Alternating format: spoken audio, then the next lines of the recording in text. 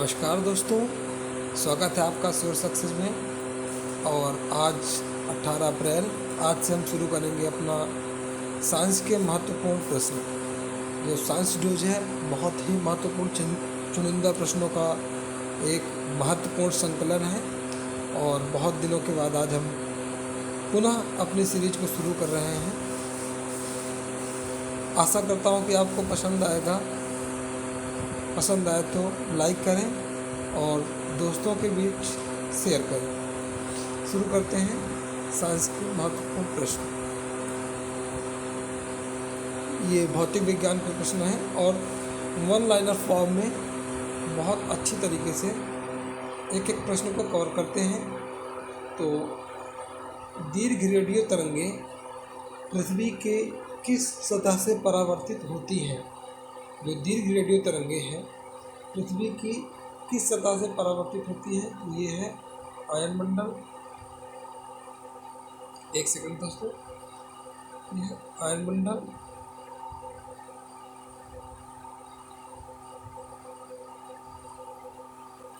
हाँ, कौन सी तरंगें शून्य में संचरण नहीं कर सकती हैं? तो मत शून्य अर्थात निर्वात। तो निर्वात में ध्वनि तरंगें जो होती हैं ये शून्य में संचरण नहीं कर सकती हैं। आगे दो उत्तरोत्तर सुरंग सक्सेसिव प्लेट्स अथवा दो उत्तरोत्तर गर्त के बीच की दूरी को कहते हैं तरंग दैर्ध्य। क्रिस्टल की संरचना जानने के लिए किन किरणों का प्रयोग करते हैं? क्रिस्टल की संरचना जानने के लिए एक्स किरणों का प्रयोग किया जाता है। नेक्स्ट क्वेश्चन देखते हैं। दूर संचार के लिए प्रयुक्त तरंगे हैं, तो ये हैं माइक्रोवेव तरंगे। दूर संचार के लिए प्रयुक्त तरंगे हैं माइक्रोवेव तरंगे। नेक्स्ट क्वेश्चन है, किन तरंगों का प्रयोग रात्रि दृष्टि उपकरणों में किया जाता है? किन तरंगों का प्रयोग रात्रि दृष्टि उपकरणों में किया जाता है? तो वो है आवर्त तरंगे। ठीक है, क्या ये आवर्त तरंगे हैं? इनका प्रयोग रात्रि दृष्टि तरंगों के रूप में किया जाता है। जो नाइट विजन उपकरण बनते हैं उनमें आवर्त तरंगों का प्रयोग किया जाता है। और आंतों के रोगों के निदान में किन तरंगों का उपयोग किया जाता है? तो जो आंत के रोग होते हैं, आंत के रोगों को उनके निदान में एक्स किरणों का प्रयोग किया जाता है। किनका? एक्स किरणों का प्रयोग किया जाता है। सीटी स्कैन में भी एक्स किरणें ही प्रयोग में लाई जाती है। CT scan computed tomography. CT scan का फुल फॉर्म क्या है? Computed tomography scan. आगे देखते हैं अदृश्य लिखावट। अदृश्य लिखावट या असली या नकली करेंसी की पहचान हेतु पराबैंगनी किरणें, ये पराबैंगनी किरणों का प्रयोग होता है। जो अदृश्य लिखावट को पहचानने हेतु और असली और नकली करेंसी की पहचान करने हेतु पराबैंगनी किरणों का प्रयोग किया जाता है। नेक्स्ट क्वेश्चन है, म्यूजिकल कंसर्ट्स के लिए हाल की दीवारों को ध्वनि का अवशोषण करना चाहिए। हम जानते हैं कि जो है ध्वनि परावर्तित होने लगती है।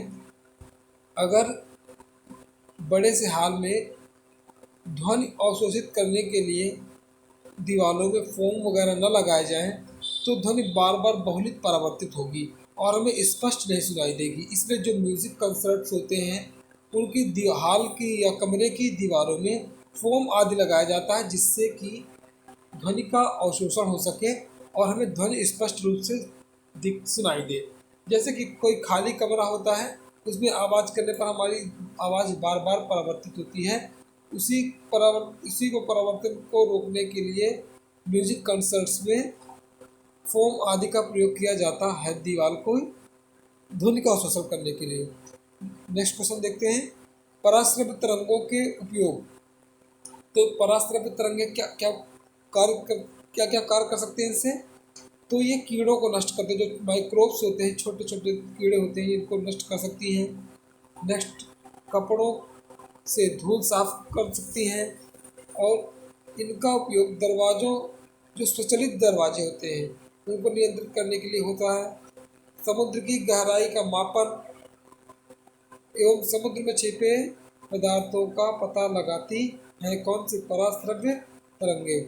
पराश्रव्य तरंगे समुद्र की गहराई के मापन में भी प्रयुक्त होती है। नेक्स्ट देखते हैं कराकी। विश्व स्वास्थ्य संगठन के अनुसार एक नगर के लिए सुरक्षित ध्वनि स्तर क्या है? तो विश्व स्वास्थ्य संगठन के अनुसार एक नगर के लिए सुरक्षित ध्वनि स्तर, ध्वनि प्रदूषण स्तर 45 डेसीबल है। ध्यान से देखिए, पूछता है कि डेसीबल किसकी इकाई है? तो डेसीबल है ध्वनि की इकाई। डेसीबल क्या है? ध्वनि की इकाई। आगे देखते हैं, सॉरी, सामान्य टीवी रिमोट जो होता है उसके रिमोट कंट्रोल में कौन सी तरंगे प्रयुक्त की जाती हैं? तो ये है अवरक्त तरंगे। क्या है? अवरक्त तरंगे। नेक्स्ट है दूरदर्शन प्रसारण में चित्र संदेशों का संचरण होता है आयाम मॉडुलन। ये बहुत इंपॉर्टेंट है। जो दूरदर्शन और टीवी है, टेलीविज़न है, इसमें जो चित्र संदेश दे जाते हैं उनको, उनके आयाम को मॉडुलित कर दिया जाता है, तो इसको बोलते हैं आयाम मॉडुलित। और जो रेडियो संचारण होता है, जो रेडियो यानी जिसमें ध्वनि संचरण होता है, उनकी तरंगों की का आवृत्ति का मॉडुलन किया जाता है। तो पूछता है कि आवृत्ति मॉडुलन किसमें होता है? तो रेडियो में। और आयाम मॉडुलन होता है किसमें? आयाम मॉडुलन होता है दूरदर्शन प्रसारण, चित्र संदेशों के प्रसारण में। टेलीविजन प्रसारण, देखिए इसमें आ गया क्वेश्चन। नेक्स्ट आ गया श्रव्य संकेतों को प्रसिद्ध करने के लिए जिसमें से हमें आवाज़ सुनाई देती है, तो ये आवृत्ति मॉडुलन होता है। जब टीवी का स्विच ऑन किया जाता है तो श्रव्य और दृश्य दोनों एक साथ शुरू होते हैं, लेकिन लगता है कि पहले आवाज़ आने लगती है, बाद में चित्र दिखाई देता है, लेकिन वो एक ही साथ शुरू होते हैं। नेक्स्ट देखते हैं पूर्ण आंतरिक परावर्तन के उदाहरण हैं। तो टोटल इंटरनल रिफ्लेक्शन जो होता है वो उसका उदाहरण क्या है? जैसे हीरे का चमकना, रेगिस्तान में मिरेज और का बनना, ठंडे देशों में मरीचिका लूमिंग जिसको बोलते हैं उसका बनना। इसमें ऐसा भ्रम पैदा होता है कि आप खड़े हैं, आपको लगेगा कि दूर में पानी भरा हुआ है, लेकिन वहाँ पर पानी नहीं होता।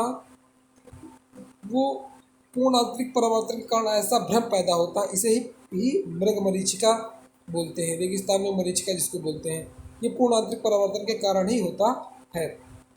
ऑप्टिकल फाइबर, ये क्या कार्य करता है? ऑप्टिकल फाइबर प्रकाश के पूर्ण आंतरिक परावर्तन के पर आधारित है, जो कि एक बहुत तीव्रगामी डाटा संचरण युक्ति है।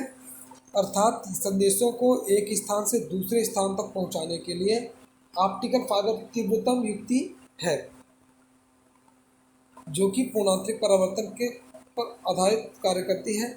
नेक्स्ट क्वेश्चन है करा कि पेट के अंगों की जानकारी के लिए जो इंडोस्कोपी प्रयुक्त की जाती है वो भी होती है क्या? पूर्ण आंतरिक परावर्तन पर आधारित होती है। इंडोस्कोपी भी पूर्ण आंतरिक परावर्तन पर आधारित होती है। ये हो गया हमारे मित्रों फिजिक्स के, भौतिक विज्ञान के कुछ क्वेश्चंस, और कुछ चुनिंदा क्वेश्चंस मैंने रसायन विज्ञान के भी लिए हैं, उनको भी देख लेते हैं। तो तेल और वसा से संबंधित प्रश्न है, अक्सर सभी कॉम्पिटिटिव एग्जाम्स में पूछे जाते हैं। तो तेल और वसा पाए जाते हैं वनस्पतियों और जंतुओं दोनों में। वनस्पतियों में भी तेल पाया जाता है, जैसे सरसों का तेल वनस्पति तेल है, और जंतुओं में जैसे कॉड लिवर ऑयल, कॉड मछली के लीवर से निकाला गया तेल, या घी जिसे हम लोग इस्तेमाल करते हैं, ये सब जंतुओं द्वारा प्राप्त हुए वसा है, तेल है। और आगे देखते हैं वनस्पतियों से प्राप्त होने वाला तेल, जैसे जैतून का तेल, अलसी लिंसीड ऑयल, सरसों का तेल मस्टर्ड ऑयल, मूंगफली का तेल ग्राउंडनट ऑयल। तेल जो है साधारण ताप पर द्रव अवस्था में होते हैं, जबकि जो वसा है तो वसा साधारण ताप पर ठोस अवस्था में होती है। ठीक है, तो साधारण ताप पर तेल द्रव अवस्था में होते हैं, जबकि वसा साधारण ताप पर ठोस अवस्था में होते हैं। अनसैचुरेटेड फैटी एसिड क्या होते हैं? ग्लिसराइड, जो साधारण ताप पर द्रव होते हैं तेल कहलाते हैं। मतलब तेल जो होता है ये अनसैचुरेटेड फैटी एसिड है, अनसैचुरेटेड फैटी एसिड्स हैं जो कि द्रव अवस्था में होते हैं। क्वेश्चन पूछता है कई बार कि वनस्पति घी के निर्माण में किस गैस का प्रयोग किया जाता है, या कह सकते हैं वनस्पति घी के निर्माण में किस गैस का प्रयोग किया जाता है? तो ये हाइड्रोजन गैस का प्रयोग किया जाता है और यह प्रक्रिया हाइड्रोजनीकरण कहलाती है। नेक्स्ट, वनस्पति तेलों से कृत्रिम घी बनाने में कौन सा उत्प्रेरक प्रयुक्त होता है? वनस्पति तेलों से घी, कृत्रिम घी बनाने में, जैसे डालडा जिसको बोलते हैं हम लोग सामान्य बोलचाल की भाषा में, तो उसमें निकिल उत्प्रेरक का प्रयोग किया जाता है। कौन सी वनस्पति तेल हृदय रोगों के लिए सर्वाधिक उपयुक्त है? तो आप जानते हैं सभी, सूरजमुखी का तेल। वनस्पति तेल का उपयोग होता है भोजन के रूप में और साबुन बनाने में। साबुन बनाने में भी अपचायक के रूप में इसका प्रयोग होता है। तेल और वसा शुद्ध अवस्था में होते हैं रंगहीन। आगे देखते हैं, तेल व वसा कार्बनिक विलायकों जैसे ईथर, बेंजीन, क्लोरोफॉर्म में होते हैं विलेय। वनस्पति घी का गलनांक शरीर के तापमान से कम होना चाहिए। आगे देखते हैं, पेट्रोलियम के कुछ महत्वपूर्ण बिंदु। खनिज तेल के उदाहरण हैं petrol, diesel, kerosene. Petrol, diesel, kerosene पृथ्वी के अंदर पाए जाते हैं खनिज तेल, ठीक है। ये विभिन्न हाइड्रोकार्बन का मिश्रण है, इन्हें पेट्रोलियम से प्राप्त करते हैं। पेट्रोलियम किन पदार्थों का जटिल मिश्रण होता है? तो पेट्रोलियम हाइड्रोकार्बन का जटिल मिश्रण है। खनिज तेलों का उपयोग खनिज तेलों का उपयोग होता है ईंधन एवं विलायक के रूप में। खनिज तेल की विशेषता है वाष्पशील, अत्यंत ज्वलनशील और विशिष्ट इसकी गंध होती है। किस तत्व को मिट्टी के तेल में रखा जाता है? तो महत्वपूर्ण क्वेश्चन है सोडियम। हाइड्रोकार्बन का प्राकृतिक स्रोत है जीवभार, मतलब कि जीवों के द्वारा ही इसकी उत्पत्ति हुई है। आगे, पेट्रोलियम पेट्रोलियम की गुणवत्ता प्रदर्शित की जाती है ऑक्टेन नंबर से। पेट्रोलियम की गुणवत्ता ऑक्टेन नंबर से। और कार के इंजन में नॉकिंग से बचने के लिए प्रयोग किया जाता है tetra ethyl lead. Tetra ethyl lead का प्रयोग एंटी नॉकिंग के रूप में किया जाता है। अपस्फोटन रोधी यौगिक है टेट्रा एथिल लेड, जिसका प्रयोग कार के इंजन की नॉकिंग से बचने के लिए किया जाता है। तो आशा करता हूँ आपको ये सेशन अच्छा लगा होगा। अगर अच्छा लगा हो दोस्तों तो लाइक करें, कमेंट करें और अपने दोस्तों के बीच शेयर करें। शेयर करना ना भूलें। धन्यवाद।